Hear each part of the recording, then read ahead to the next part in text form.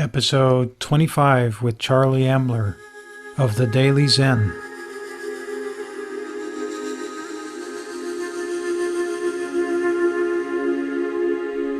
Where meditation meets daily life, this is the Meditation Freedom Podcast.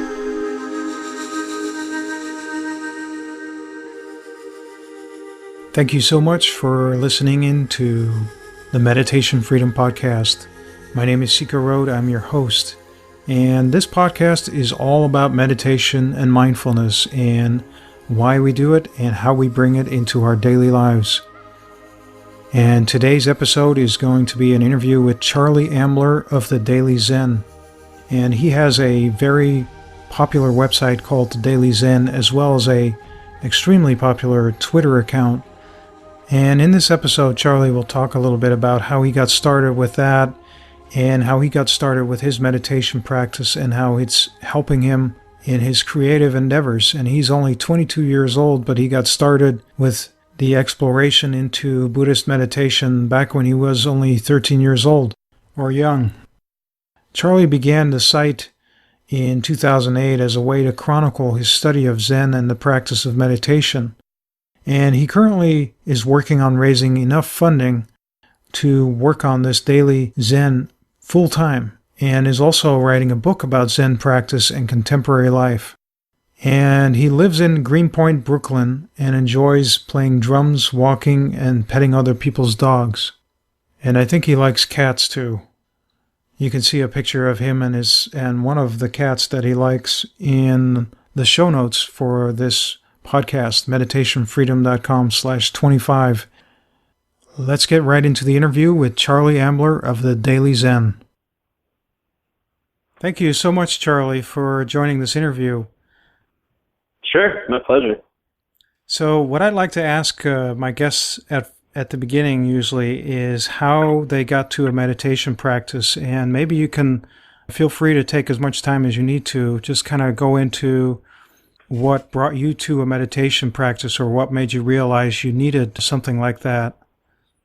Sure. I've always been a rather impulsive and anxious person, and it started when I was a pretty small kid, and I got in trouble a lot when I was a little kid. And I happened to have a grandmother who was a very avid reader and was a music historian, and one of the musicians who she was responsible for interviewing in her career was John Cage. And John Cage was a pretty well-known avant-garde classical composer, Right. who used a lot of Zen philosophy in his work and sort of embraced the absurdities that Zen tackles and practiced meditation himself and all this. And so he had given my grandmother a copy of a book called Zen Buddhism.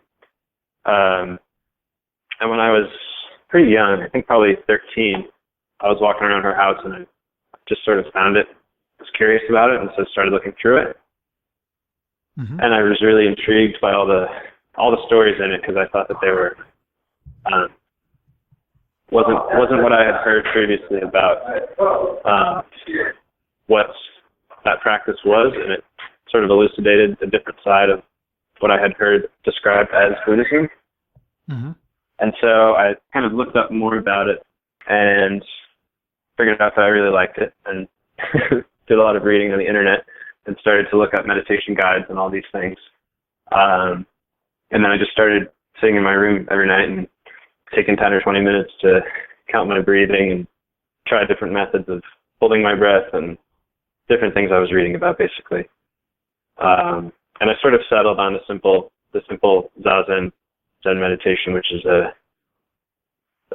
very basic counting of the breaths and sitting in a specific position and all of that. And continued that for, I guess I'm 22 now, so I guess it's been like 9 years. And at times in my life when I haven't meditated regularly, I find that my anxiety increases. I'm more prone to bad habits and bad ways of thinking, and I feel generally less centered and less creative. Great. And so what specific teacher or practice are you using at this time? Nowadays, mostly because I've been putting a lot of effort into building this Daily Zen website. So I've been focusing on doing the specific Zen type of meditation, which is called Zazen, and is it's pretty much what people call mindfulness meditation, where you just kind of count your breaths, and then after a little while, the counting subsides, and you just focus on your breath. And there's an old saying that you let your thoughts come and go, but you don't serve them tea. And so I always remember that when I'm practicing, and I try to realize that there's going to be lots of distractions, but yeah, that's a nice one. To pay them too much attention only makes it harder. So right. And have you noticed changes from when you first started it to where you are now in terms of your practice and how it influences your day-to-day life? Yeah, when I was young, it was a lot easier to do. I feel like, because I kind of had a smaller bank of sensory information in my head, and I could just sort of sit and do it. Despite the fact that I was a very hyperactive kid, I was kind of able to just sit and zone out for 20 minutes and focus on my breath. And now, I live in New York. I'm very busy. I do a lot of reading, and there's always stuff floating around up in my head, and there's, all thoughts of everything that comes with adulthood, like, all those burdens and good things and bad things. Right. And so I find it a lot more difficult to practice now, but for that same reason, I find it that much more rewarding, because it's more of a challenge to quiet my mind now than it was when I started. And I think that's all the more reason why it's so important for me to power through it and try to do it each day, and sort of detach myself from it, wanting to get anything out of it. Mm-hmm. I find it becomes ironically extremely difficult to meditate when I want to get something out of it. Right. Yeah, like you get into a kind of a chasing mind, and yeah, you start getting like a circular thinking cycle of thinking about thinking, and then thinking about not thinking about thinking. Once you get trapped in it, it's a real force to get out of it. But once you figure out that if you just kind of allow yourself to step back and get out of it, it becomes easy, and it allows you to, or allows me at least to, step back from my own thoughts on a day-to-day basis and kind of view myself from a different lens and give my problems less importance, and not get so stressed out and so worried about things, and sort of just let them come to pass, Mm-hmm. And has it changed your outlook on life, on some of the? Because I know in your website, the Daily Zen, you talk a little bit, post a blog post about how some of your thinking has changed. Maybe you can give me a couple examples of that. Sure. Well, when I started, I was pretty young, and I was not very good at discerning between the types of readings that were genuinely Zen thinking, and readings that were sort of this strange New Age, sort of corporate way of viewing Eastern philosophy and viewing meditation practice, and kind of I would read things that would make it sound like it was this thing that would allow you to accomplish your goals, and this thing that would allow you to, do your job really well, and all this stuff. And then I started trying to get deeper into like the actual Eastern writings on the matter, and I realized that the specific school of thought that I was interested in, this whole Zen school, is very much about divorcing yourself from all expectations, and from the same types of goals and ambitions that I had been reading people using meditation to address. And so I don't know how much I changed my thinking about Zen itself, but I realized that this was part of this larger concept that I think is very well illustrated in Taoist writings, where when you step back from something and detach yourself from it, you have this strange side effect of achieving it. And so if there's a quote in the Tao Te Ching, the world is won by those who let it go. Mm-hmm. And so when you practice meditation for a while, you find yourself, you don't really care that much about what's going on in your life. You don't attach too much credence to expectations or to future goals. And, I don't find myself planning my life 10 years ahead because I just know that that's not how it works. And I don't find myself doing things for the sake of being successful at them. I don't put clickbait on my website, and I don't play, I play music, but I don't play music that I think is going to become popular. And I studied something that's extremely impractical and, isn't like going to get me rich or anything. And I've sort of learned to detach myself from wanting to achieve things and instead to just do things. And the funny contradiction of that is that when you stop caring so much about the result of what you're doing, you end up doing a ton more. And so, ever since I've really implemented that philosophy into my life, I've found myself far less anxious about starting things, and I just kind of throw myself into them and do them. And sometimes the result is, total garbage, but I've learned that the key is to just do things, mm-hmm. And to not care about the results, and to learn from them. Something happens, and you just revisit something later. Great. Yeah. And so there's a part of that sounds to me like there's also a part of understanding who you are and what you're about changes a little bit, because what you mentioned earlier, those performance-based thinking and, using meditation as a means to an end rather than as a way to let go is, mm-hmm. It's like it's tied to also a persona we're expected to have in careers. Mm-hmm. You're supposed to be this particular person, so there's attachment to a particular persona as well. Have you noticed any changes with that from practice? Definitely. I think I've found myself confronting the idea of there's that whole idea in Zen of true self, and how you find the true self by looking inwards rather than looking outwards. Mm-hmm. And then there's a healthy ego, which is who you really are. And then there's kind of the false ego of, the various personas and cultural influences and social influences and all these things. And so, yeah, I think my practice has helped me, at least partially, shed ideas of who I think I'm supposed to be, or make me feel less prone to idolizing people who I admire, or trying to be like other people, mm-hmm. and instead to kind of learn from people, but not to emulate them or imitate them, and to try and take what I learned from people and use it in a way that feels true to myself. And I guess that only comes through really questioning yourself and your beliefs, and that kind of seems to happen naturally when I meditate.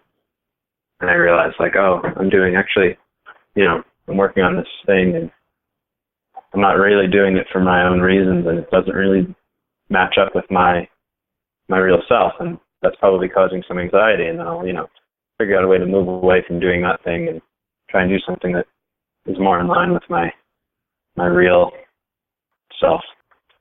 And would you say that your project with the Daily Zen is more in alignment with who you naturally are? Yeah, I think it is now. I think the greatest gift I've gotten out of working on that site is that it's reflected my various troubles with figuring out who I actually am through meditating. And so there have been periods where the site has been, lots of sappy inspirational quotes that don't really have that much meaning or that much grounding in reality. And there's been times where I've written, years ago, where I've written kind of pretty, run-of-the-mill derivative posts about 10 things to help you get your job done better and stuff like that. Because I thought that was sort of what I was supposed to do, Right. Because I had this website for 8 years, and so I just sort of, for a while,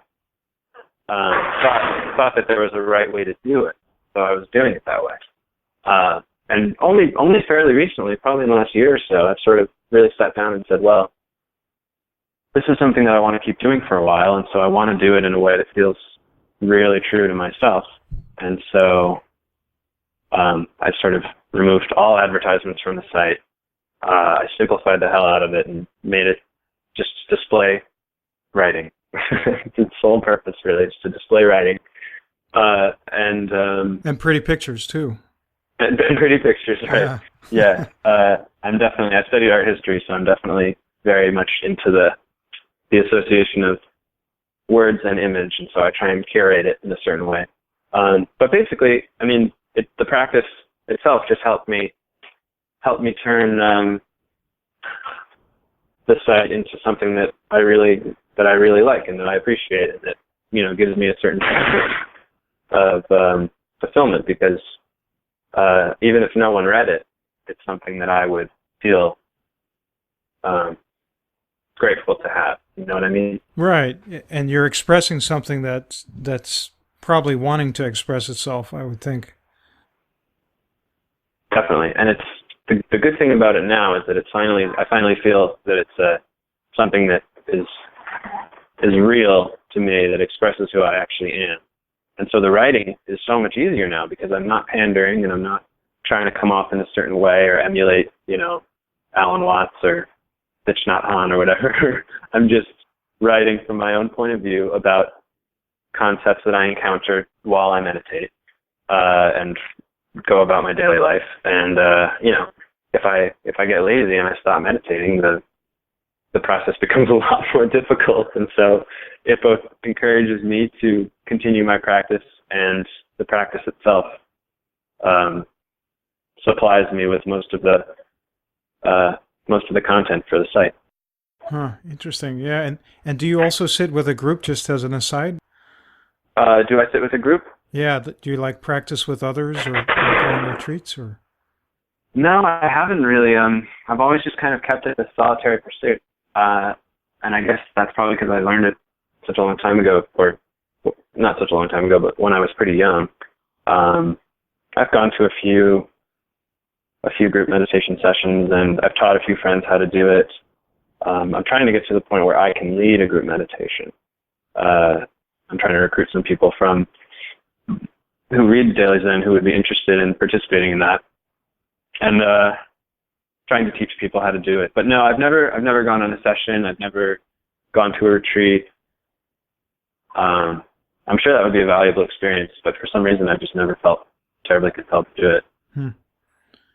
But it sounds like your website is one way of encouraging you to continue practicing, so that's really cool. Definitely, yeah, and it has a social element, you know, because the following has grown quite a bit since I started it, so it's nice to every day have a certain level of encouragement from the people who follow it to continue doing it, you know, and to continue practicing. Right, and for the folks who don't know about the Daily Zen, is it mainly your website, or is it or also the Twitter and the Facebook that causes you to have this really big growth that you've seen with it? Yeah, it started as just exclusively a Twitter account, and it grew. It started when Twitter was very young, so it grew with Twitter, and it's become pretty popular.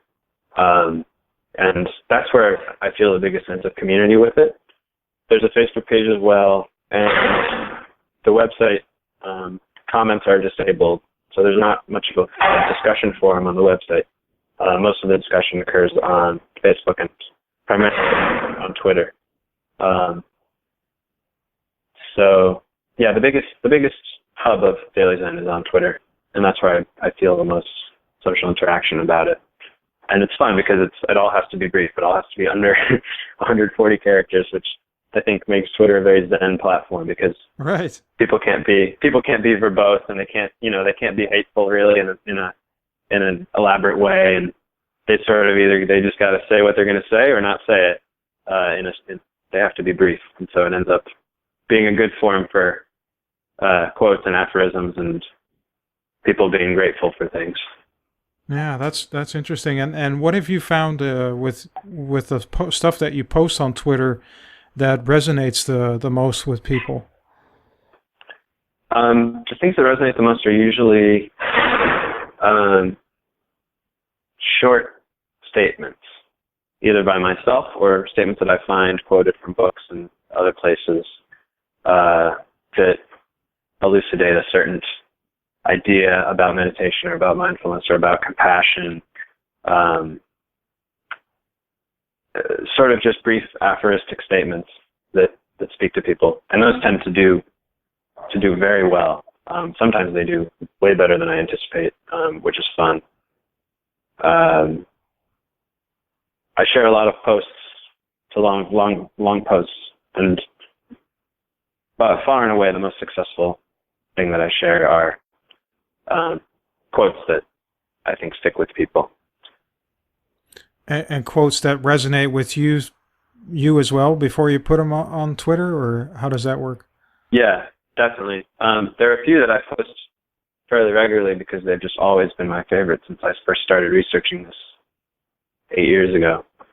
And they're usually little Zen Proverbs, some of my favorite ones.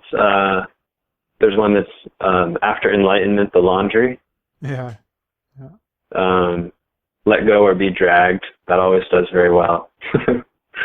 Lots of quotes by famous Zen writers like Thich Nhat Hanh and Alan Watts, and even spiritual teachers like Eckhart Tolle and Osho,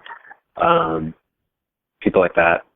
And then also some of the best performing ones are little bits of wisdom that might not necessarily be by people who are Zen practitioners, but still reveal a certain idea that is Zen in nature. And, it can be from anyone. Like, there's even someone like Nietzsche who really hated Buddhism. Some of his quotes are very much embracing, without realizing it, I guess, of some philosophical ideas from Zen, from Buddhism. Do you have an example of that? Yeah, I guess. Well, yesterday I posted his very famous quote: "When you stare into the abyss stares back at you." I'm not stating it exactly correctly, but that's very much I think specifically a Zen idea, which has been tackled by countless religions and philosophies, where your world is made up of your thoughts, and what comprises your thoughts ends up coloring the way that you experience the world. And so that ties in very close to the meditation for me, I think. Right. I'm just grabbing a couple of things that I read from some of your small posts. Sure. Like you mentioned, the world becomes amazing when we acknowledge mere existence as a miracle in and of itself, and when we appreciate what is and has always been rather than what could be. Is that something that occurred to you at some point?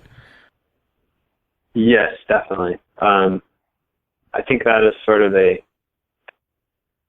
way of thinking that comes out of meditating and of not judging things as good or bad, and of just sort of letting things wash over you and appreciating everything equally. And I think it specifically comes, for me, from the come down of various good things, good experiences and relationships and achievements and all of these things. Anytime something quote unquote good happens, there's a certain return to reality once the initial euphoria of it washes away. Right. And it's sort of, for me, always makes me realize that state is pretty arbitrary, and that sense of contentment and euphoria is available to us at any time. And we're sort of taught that it needs a stimulus, and we're taught that it needs an achievement, or, you need to get a great job or get laid or, right. Do some crazy thing in order to feel this excitement about life. But when you experience that excitement, you realize that, you're just a person and you're experiencing it. And if you learn to discipline your mind, you can experience that just by, looking at an animal or laying down and looking at the sky or doing anything, just walking around. Right. So I guess that's the biggest takeaway from that type of non-judgment that occurs in meditation. Yeah, and I think a big part of it is also the slowing down so that you can actually see it, because we tend to do the running, and you talk about that too. You talk about the craving and unsatisfactoriness and the need to create more and more things and fabricate new needs. And then it prevents us from really slowing down and seeing what's right in front of our noses, which is, like you say, a miracle. Right, totally. And it's a weird thing for me, because I feel that there's this whole, it's sort of a weird political idea, because there's this whole cult of progress, and everyone's obsessed with progressing and going forward and building new, constantly building new things and going to the next level and all of this. And I feel like that just kind of represents a societal type of craving that individuals have that makes them unhappy. Mm-hmm. And I wonder if that is contributing to a mass sense of unhappiness, that people are so obsessed with the future because of technology and all these other things. And as a result, tend to forget the past and neglect the present, Right. Yeah, that's very insightful. Yeah, and I don't know, I mean, that's where I'm at right now, though. The fun thing about this is that it's the type of practice that I think makes you okay with changing your mind. Yeah, right. Yeah, change is okay. Yeah, in 6 months I might feel differently, but... Very nice, yeah. Any other things that you, where you find that you bring your practice of meditation or mindfulness into your daily life? Like if you're out and about in the city, do you have any examples of where you bring that practice with you? Yeah, I think there's a very easy trap living in a major... Sorry, there's some background noise here. There's a very easy trap when you live in a major metropolitan area to be totally inundated by the chaos and to be sort of paralyzed by all of the sensory information, all the stuff, because it's really insane. Like, the modern city is a really insane place. Mm-hmm. And so sometimes I find myself walking around and it still jars me, and I still go like, man, this is really a crazy place. I live in Brooklyn, but whenever I go into Manhattan and I go uptown to Times Square, or even to a place where there's a lot of skyscrapers, I'm sort of just sometimes feel paralyzed by how artificial it is. And I used to let that terrify me and cause a lot of anxiety. But now I sort of like to see myself as part of the whole thing and realize that I'm not detached from it, and I'm not an individual of it. I'm a functioning part of this thing. Just as like Alan Watts says that you're a functioning part of the universe. And he actually has a great speech about New York City where he sort of teaches his audience to view the city as as akin to a human body, where, it has all of its organs and its functionings, and it sort of functions autonomously thanks to all of these little individual cells, and the cells end up being people, and animals and machines and all of these little things. And so living in the city kind of forces you to see yourself as not apart from the city, but as very much a part of the fabric. And for me, that translates to everything, So you kind of just realize that you're made up of matter, and you're floating around the place that you live, and someday you'll die, and you don't disappear. You just kind of become a different thing eventually. And I wrote a post about this, but it's sort of this concept of universality, and recognizing that you are part of everything. And I think once I really understood that, it didn't really cause me any anxiety, and it didn't cause me to have an inflated sense of ego. I think when you understand it in a certain way, it's very humbling. Right. And it makes places like New York not feel intimidating because you don't really feel forced to assert yourself, you know? Right. But at the same time, as you mentioned earlier too, it doesn't make you so small that you become non-existent. There's something Right. also that brings forth your unique individual contribution then. Definitely. Yeah. There's a Yiddish concept that my mother really likes called the Yetzirah, and it's sort of this idea that you are both the speck of dust and the center of the universe. And instead of just feeling one side of that, I feel like a lot of people, they either feel on top of the world or they feel completely insignificant. Right. And so the key, I feel, in a very Zen practice is to go beyond the one side or the other and to sort of just feel a transcending of both sides and realize that you're both. Mm-hmm. Both insignificant and very significant, and that if you're alive, you're part of this thing forever. You're never gonna fully disappear from it, no matter what. You're always going to exist in some form or another, which is a very trippy concept, but helped me feel less anxious about things.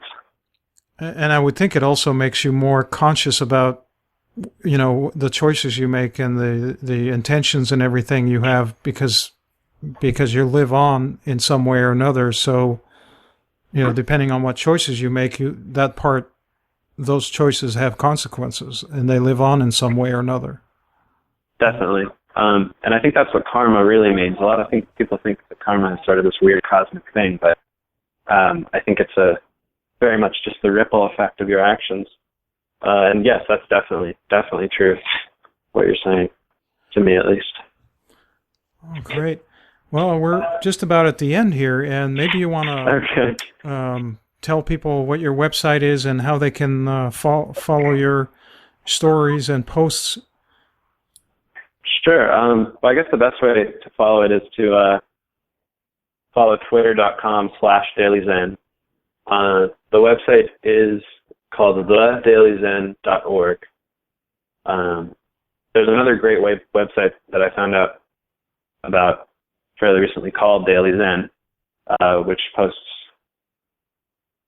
lots of Zen content as well. But yeah, my website is thedailyzen.org. The Twitter account is twitter.com/dailyzen. And if you just Google Daily Zen, you'll find everything and hopefully enjoy it. Great. Yeah, I'll make sure the links are all pointing to those sites too, as well as your Facebook page. And cool. Yeah. Sounds good. Well, it's been a real pleasure to talk with you, and I hope to see more great posts on the Daily Zen. Thanks. Yeah, it's been a pleasure for me too. Definitely fun to talk about it, so thank you. Yeah, you're welcome. Well, I hope you enjoyed this interview with Charlie Ambler of the Daily Zen, and you can find all about the site and the show notes in meditationfreedom.com/25. And of course, you're always welcome and encouraged to leave a comment, or if you have any other questions of Charlie, feel free to leave those in the comments at the bottom of the show notes. And of course, let me know if you've got any topics or related to meditation and mindfulness that you think would be interesting to be addressed in an interview or in a solo episode. Feel free to let me know in the comments or sign up for the email list, and then you can email me directly. Well, that's it for this episode. Thank you so much for listening, and until next time, take care. Thank you so much for joining us on the Meditation Freedom Podcast, where meditation meets daily life.